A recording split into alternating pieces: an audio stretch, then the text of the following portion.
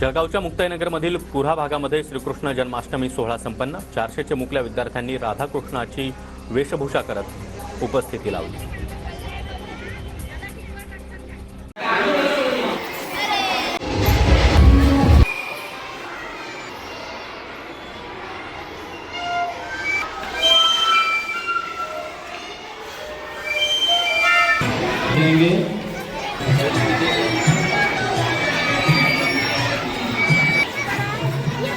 ताई